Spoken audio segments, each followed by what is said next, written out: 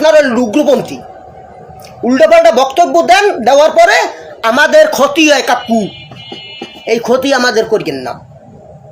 আপনি আপনার রাজ্যটাই সামলাইতে পারেন কিনা এই তো সন্দেহ আছে। এখনই তো মসজিদে আগুন লাগছে, মসজিদে আগুন জ্বলতে আছে, মারামারি পিড়াপিড়ি হানাহানি কোপাকুপি চলতেছে, এই তো আপনি সামাল দিতে পারেন না। হ্যাঁ, আপনি মোর উপর দেখলেই ভাবেন কারণটা কি? গিট্টু লাগাই দেবেন, গিট্টু মগো ভিতরে। ওই ধরনের বক্তব্য দিলে তাই মগো কেন নইবে, সে সময় করবেন কি? হেয়ে নিয়ে রাজনীতি করবেন আর চ্যাডাং চ্যাডাং চ্যাডাং চ্যাডাং কথা কবেন। বাংলাদেশ নিয়ে আপনার বাবা লাগবে না দাদু। হ্যাঁ, মোরা আসি, মোরা বাবা মনে মগো দেশ লইয়া। আপনার রাজ্য আপনার সামলান, মারামারি পিডে পিডিয়ে থামান, ওই মসজিদে আগুন নালে মুসলমানে সেকতে গেলে ও চেয়ারে বাবা লাগবে না, একটা টাইম নিয়ে লামাই গেলাবে। আর এই লাগে বাংলাদেশি মুসলমান হিন্দুরাও এটাই যাইবে, একটা টাইম নিয়ে লামাই গেলাবে, ওখানে খাওয়া যাবে না। আগে মারামারি পিডে পিডি হয়ে থামান, ওই মসজিদে আগুন লাগছে কা এই জবাব দেন। পশ্চিমবঙ্গে কিছু বস্তি আছে সরকারি জায়গায়, রেল লাইনে দোকান ঠাকান যারা উড়ে যা জীবনযাপন করতেছে, এটা বহুদিন পর্যন্ত করতেছে। এখন এই শুভেন্দু অধিকারী ক্ষমতায় আসার পরে পশ্চিমবঙ্গে এইদিকে সরাই দিতে আছে, বুলডোজার দিয়ে ভাঙ্গিয়া ভুঙ্গিয়া তছনছ করে ফেলাই দিয়েছে। তাদের কোনো থাকার স্থান নাই, তারা কি করে খাবে এরকম কোনো ব্যবস্থা নাই।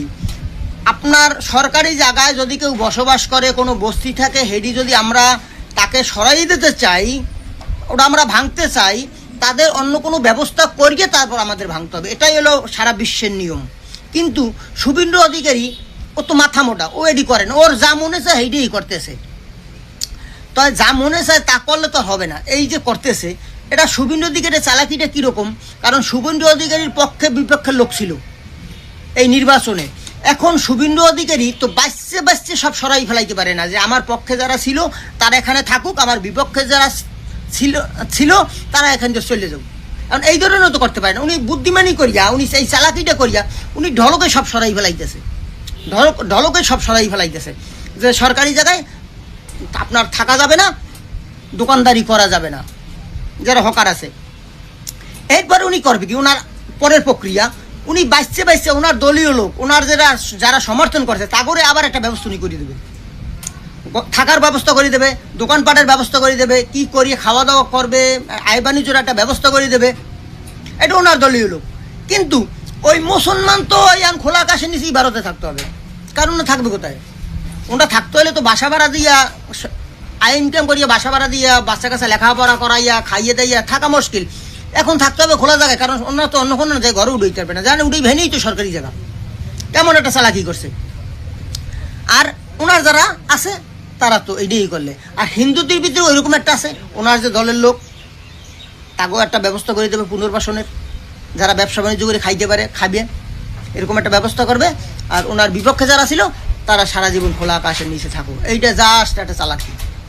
তাই শুভেন্দু অধিকারী ভাই, সঠিক কাজ করবেন, সৃষ্টিকর্তা আপনাকে ভালোবাসবে। সঠিক করবেন না, করতেও সময় লাগে না, পড়তেও সময় লাগে না। সম্মান দেওয়ার মালিক সৃষ্টিকর্তা, নেয়ার মালিক সৃষ্টিকর্তা। শুভেন্দু অধিকারীর আপনার ভিতরে যে চালাকিগুলো, এর জন্য আপনার খেসারত দিতে হবে, আপনাকে একদিন রাস্তায় নামতে হবে, আগের জায়গায় চলে যেতেই হবে। পাপে কিন্তু বাপেরও ছাড়ে না, রাজাগো কিন্তু রাজত্ব নাই, শেষ হয়ে গেছে, মাথায় রাখবেন। রাজাগো রাজত্ব নাই, শেষ হয়ে গেছে। আপনার ওই ক্ষমতা অপব্যবহার করতেছেন, আপনার ওই ক্ষমতা থাকবে না। ভালো থাকবেন।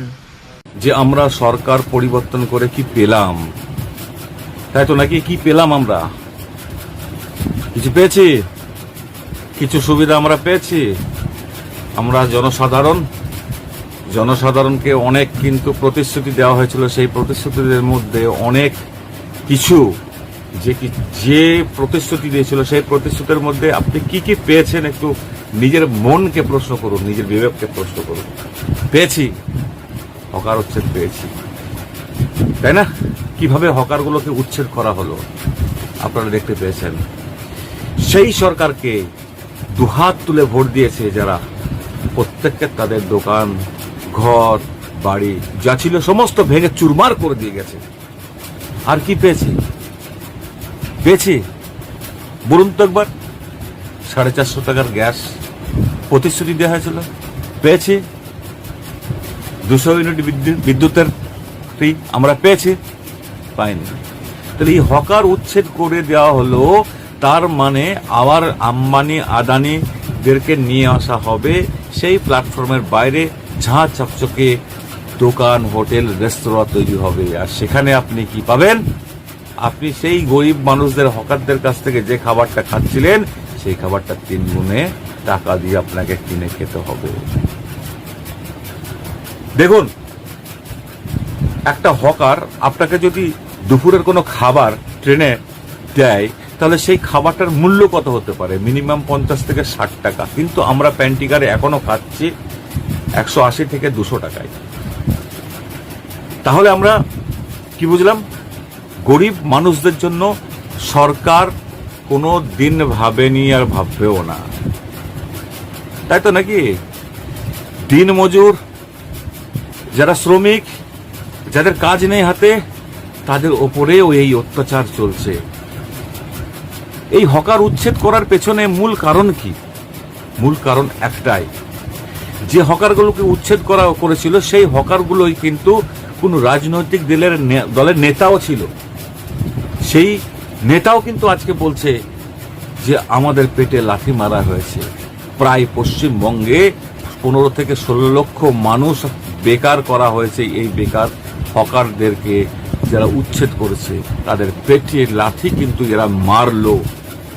এর আওয়াজ কিন্তু কেউ তুলছে না।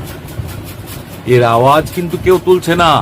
এই আওয়াজ যদি আপনারা না তোলেন, কিন্তু আগামী দিনে আরো কিন্তু এরা এই ধরনের অত্যাচার নিম্ন শ্রেণীর মানুষদের ওপর করতে থাকবে। ভাবতে পারা যায় আমরা কোন দেশে বাস করছি? কিভাবে ন্যারেটিভ সেট করছে এই সরকার? আমরা যে জিনিসটা করব, সেই জিনিসটা ভালোর জন্য করব, এইভাবে জনসাধারণের মাথায় কিন্তু মগজ ধোলাই করানো হচ্ছে, তাই তো? আর সেই সরকারকে আপনারা সকলে মিলে দুহাত তুলে ভোট দিয়ে আজ সরকারকে নিয়ে এসেছিলেন, তাই না? কি করা হলো? সরকারি কর্মচারীদের মুখ কিন্তু খোলা যাবে না। সরকারি কর্মচারীদেরকে ডিএ দেওয়া হবে। আর সেই ডিএ যাতে আন্দোলন না করতে পারে, তার জন্য কিন্তু সমস্ত কিছু নির্দেশ জারি করা হয়েছে যে কোনো সরকারি কর্মচারীর মুখ খোলা যাবে না। এইভাবে বন্ধ রাখতে হবে। সিভিক ভলেন্টিয়ারদেরকে পুরনো সরকার 10 বছর ধরে এই 8,000, 9,000, 10,000 টাকার মাইনেতে রেখেছিল। আজকে তাদের কি অবস্থা? কোনো কাজ নেই, কোনো কলকারখানা নেই, কোনো রকম প্ল্যানিং নেই। আজ কিন্তু আমরা মার খাচ্ছি এইভাবে দিনের পর দিন। এর আওয়াজ কে তুলবে? প্রতিবাদ কে করবে? শুধুমাত্র